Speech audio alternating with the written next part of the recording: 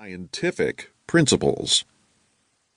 It can only be hoped that the new edition of this book will unleash an unfettered discussion, allowing us to leave behind the burdens and constraints that have conditioned us for far too many generations. Paradigma Limited.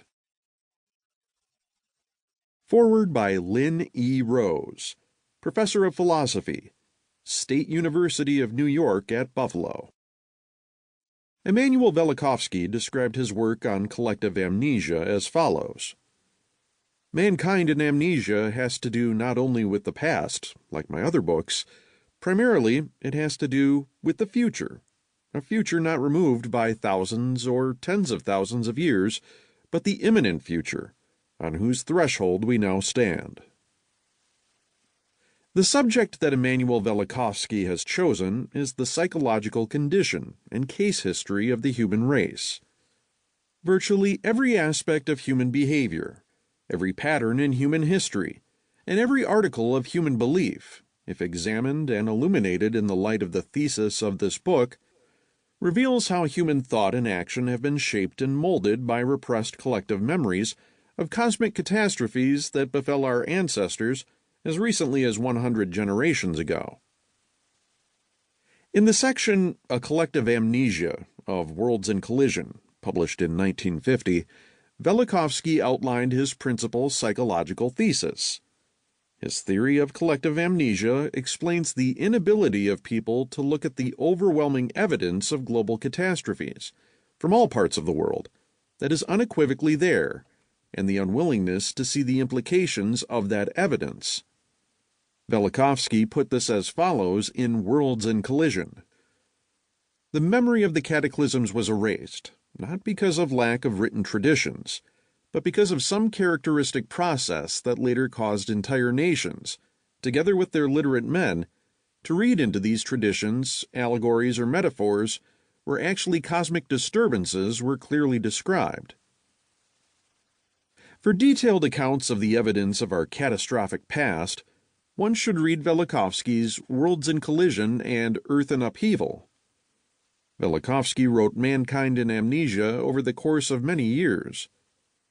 Most of it was written in the 1950s and early 1960s, but he added sections as late as 1979, the last year of his life. The theme of collective amnesia was so important to Velikovsky that during those many years he never failed to include it in his lectures in colleges and universities, in several cases devoting the entire lecture to the subject. He invariably stressed a vital element of his theme, which can be summarized in his own words from Chapter 2 of this work. Disaster may come, not from another planetary collision, but from the handiwork of man himself, a victim of amnesia, in possession of thermonuclear weapons. Immanuel Velikovsky died November 17, 1979, at the age of 84. For the reason implicit in the passage quoted just before, he considered it imperative that Mankind in Amnesia appear without delay. As he wrote, "For many years my work on books has demanded all my time, yet my oath of Hippocrates, to serve humanity, I will fulfill with Mankind in Amnesia, a work pleading for priority." It is thus the first posthumous book, of the several Velikovsky works still to be published, to be seen through the press. Much of the work preparing Mankind in Amnesia for the press has been carried out by Elisheva Velikovsky and her assistant Jan N. Sammer. Lynn E. Rose. Prologue. The Good Earth.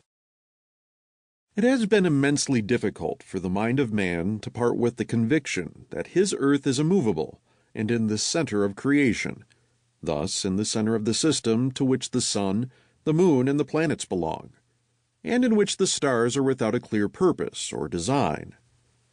It is possible that the dogmatic opposition to the heliocentric system of the universe would not have been so complete and adamant were it known that though the Earth is not located in the center of the system, it occupies the preferred position and possesses the optimal conditions for life and its progress.